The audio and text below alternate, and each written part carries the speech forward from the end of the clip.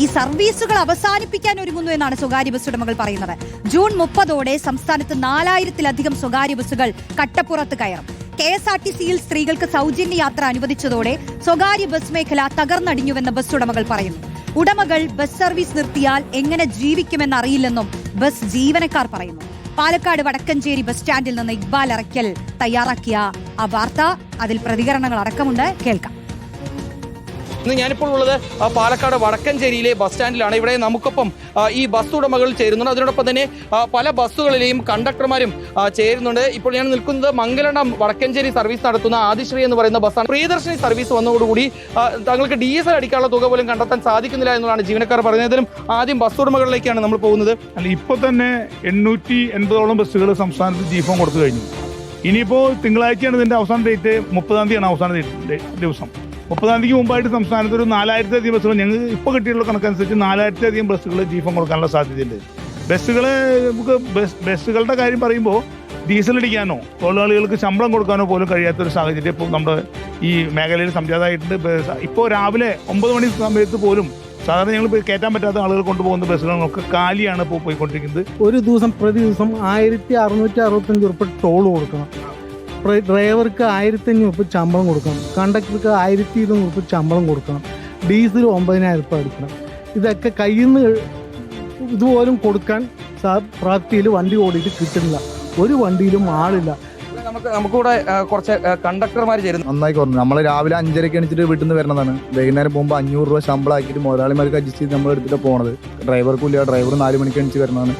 ശമ്പളം വൈകുന്നേരം 3000-3500 ബാലൻസ് കിട്ടിയ വണ്ടി ഇപ്പോൾ 1000, 800, 900 ആ ലെവലിലേക്കായി. ഡീസൽ അടിക്കാൻ പോലും കിട്ടില്ല, അടിക്കാൻ പോലും കഴിയില്ല. ശനി ഞായറുകൾ ദിവസങ്ങളിൽ ഫുള്ള് ഓവർ എക്സ്പെൻസ് ആണ്. മുതലാളി കയ്യിൽ നിന്ന് ഇങ്ങോട്ട് തരികയാണ് ചെയ്യുന്നത്. 500 പോലും കിട്ടാൻ പറ്റാത്തൊരു അവസ്ഥയപ്പോൾ. ഇന്നലെ പറഞ്ഞ സത്യം പറഞ്ഞു കഴിഞ്ഞാൽ 900 രൂപ പമ്പിൽ കൊടുക്കണം.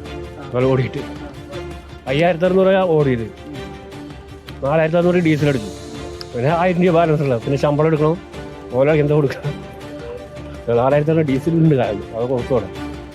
അതാണ് അവസ്ഥ. ഈ 12 ദിവസം മുമ്പ് എങ്ങനെയായിരുന്നു അവസ്ഥ? അത്യാവശ്യം ആളുകൾ ബസ്സിൽ കയറി ഉണ്ടായിരുന്നു. ഇപ്പൊ നിങ്ങൾ തന്നെ കണ്ടതല്ലേ അവസ്ഥ. ശമ്പളം എടുക്കാനുള്ളത് നിലവിൽ തികയുന്നില്ല. കാരണം ഡീസൽ അടിക്കാതെ വണ്ടി പിറ്റേ ദിവസം ഓടുന്നില്ല.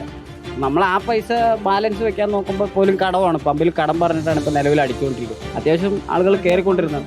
അവിടെ തന്നെ 2 ട്രാൻസ്പോർട്ട് ഇപ്പോൾ സർവീസ് നടത്തുന്നുണ്ട്. എന്താണ് ഇനിയിപ്പോൾ ഗോപിയുടെ ഇങ്ങനെ ബുദ്ധിമുട്ടാണ് എല്ലാവരും പറയുന്നത്? ഏതാണ്ട് 40,000 തൊഴിലാളികൾ നേരിട്ട് ജോലി ചെയ്യുന്ന ഒരു പ്രസ്ഥാനമാണിത്. പരോക്ഷമായിട്ട് ജോലി ചെയ്യുന്ന ഏതാണ്ട് 80,000 ആളുകൾ വേറെയുണ്ട്.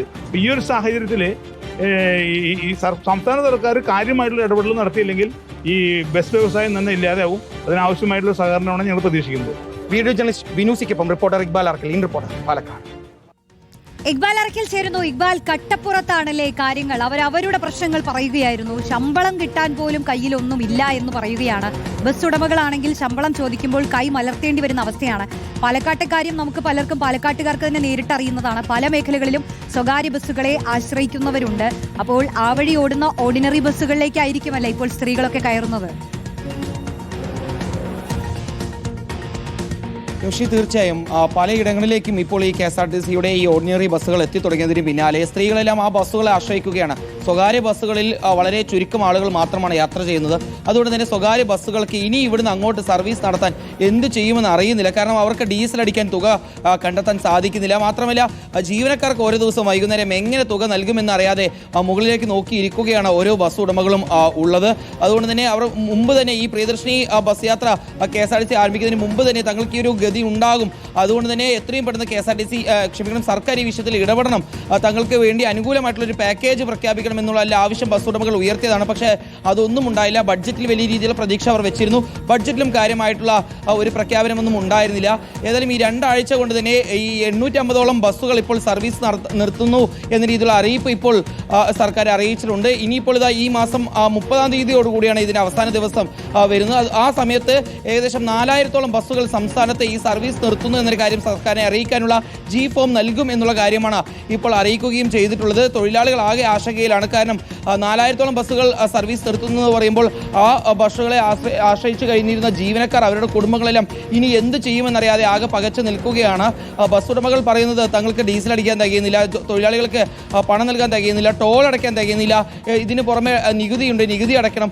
ഇതെല്ലാം വലിയ രീതിയിലുള്ള ഭാരിച്ച ചെലവായി മുന്നോട്ട് പോകുമ്പോൾ ഈ സർവീസ് ഇങ്ങനെ ആളുകളില്ലാതെ നടത്തിക്കൊണ്ടുപോകുക എന്ന് പറയുന്നത് തങ്ങളെ കൊണ്ട് സാധിക്കുന്ന കാര്യമില്ല. അതുകൊണ്ട് തന്നെ ബസ്സുകളെല്ലാം തൽക്കാലം സർവീസ് നിർത്തി അവസാനിപ്പിക്കുക എന്നൊരു ചിന്തയിലേക്ക് തങ്ങൾ മാറുകയാണ് എന്നുള്ളതാണ് ബസ് ഉടമകൾ പറയുന്നത്. ജീവനക്കാർ പറയുന്നത് ഓരോ ദിവസവും അവസാനം രാത്രിയാകുമ്പോൾ കളക്ഷൻ എടുത്ത് പരിശോധിക്കുമ്പോൾ 1000 മുതൽ 5000 രൂപ വരെ മാത്രമാണ് കയ്യിലുള്ളത്. അത് പമ്പിലുള്ള കുടിശ്ശികയും തീർത്ത് പിന്നീട് തങ്ങൾക്ക് ജോലി എടുത്തതിൻ്റെ കൂലി എടുക്കാമെന്ന് കരുതുമ്പോൾ അതിലൊന്നും ഉണ്ടാവില്ല. പിന്നെ എങ്ങനെ ഉടമയ്ക്ക് നൽകുമെന്ന് ചിന്തിക്കുമ്പോൾ ആ തുക തന്നെ വേണ്ട എന്ന് കരുതേണ്ടി വരും. അങ്ങനത്തെ സ്ഥിതിയിലേക്ക് പോവുകയാണ്. തങ്ങൾക്ക് എല്ലാവർക്കും അനുകൂലമായിട്ടുള്ളൊരു തീരുമാനം സർക്കാർ എടുക്കുമെന്ന് കരുതിയിരുന്നു. പക്ഷേ ആ തീരുമാനം വന്നില്ല. എത്രയും പെട്ടെന്ന് ഇനിയെങ്കിലും സർക്കാർ ഒരു പാക്കേജ് എടുക്കണം. സ്വകാര്യ ബസ് ഉടമകൾ ഇപ്പോഴും പറയുന്നത് തങ്ങളും വേണമെങ്കിൽ വനിതകൾക്ക്, സ്ത്രീകൾക്ക് സൗജന്യമായി യാത്ര നടത്താം. ഇപ്പോൾ KSRTCക്ക് നൽകുന്നത് പോലെ തന്നെ തങ്ങൾക്കും ഒരു തുക കൃത്യമായി തന്നെ സർക്കാർ നിശ്ചയിച്ച് നൽകിയാൽ തങ്ങളുടെ ഈ പ്രശ്നം താൽക്കാലികമായിട്ടെങ്കിലും പരിഹരിക്കാൻ കഴിയുമെന്നുള്ളതാണ്. ഏതായാലും എത്രയും പെട്ടെന്ന് സർക്കാർ തങ്ങളുടെ വിഷയത്തിൽ ഒരു ഇടപെടൽ നടത്തിയില്ലെങ്കിൽ വലിയ രീതിയിൽ പൊതുഗതാഗതത്തെ സംസ്ഥാനത്ത് ബാധിക്കും. ആ പ്രശ്നം കൊണ്ടെത്തിക്കുക നിരവധി തൊഴിലാളികളുടെ, നിരവധി ജീവനക്കാരുടെ കുടുംബത്തിലേക്കായിരിക്കും വലിയ രീതിയിലുള്ള പ്രശ്നം ഉണ്ടാക്കുക. തങ്ങൾക്ക് വലിയ രീതിയിൽ ബാധ്യത ഉണ്ടാക്കുന്നതിനോടൊപ്പം തന്നെ ആ ജീവനക്കാർക്ക് ഒരു രീതിയിലും ജീവിക്കാൻ കഴിയാത്ത രീതിയിലേക്ക് കാര്യങ്ങൾ കൊണ്ടുപോകും. അതുകൊണ്ട് തന്നെ എല്ലാവരുടെയും ഒരു അവസ്ഥ മനസ്സിലാക്കിക്കൊണ്ട് സർക്കാർ ഒരു ഇടപെടൽ നടത്തണമെന്നാണ് ബസ് ഉടമകളും ബസ് ജീവനക്കാരും ആവശ്യപ്പെടുന്നത്. രോഷിനി, ശരി, വലിയ ആശങ്കയിലാണ് സ്വകാര്യ ബസ് ഉടമകളും ജീവനക്കാരും ഒക്കെ. ബജറ്റിലും തങ്ങളെ എന്തെങ്കിലും തരത്തിൽ പരിഗണിക്കുമെന്ന് അവർ പ്രതീക്ഷിച്ചു, പക്ഷേ ഉണ്ടായില്ല. ഇനിയെങ്കിലും ഇപ്പോൾ വലിയ പ്രതിസന്ധിയിൽ നിൽക്കുമ്പോഴെങ്കിലും സർക്കാർ കൈയൊഴിയരുത്, തങ്ങളെ കൂടി പരിഗണിക്കണം എന്നുള്ളത് അവരുടെ വലിയ ആവശ്യമാണ്. അവരതുമായി മുന്നോട്ട് പോകുന്നുമുണ്ട്. ഇക്ബാലാണ് പാലക്കാട് നിന്നും വിവരങ്ങൾ നൽകിയത്.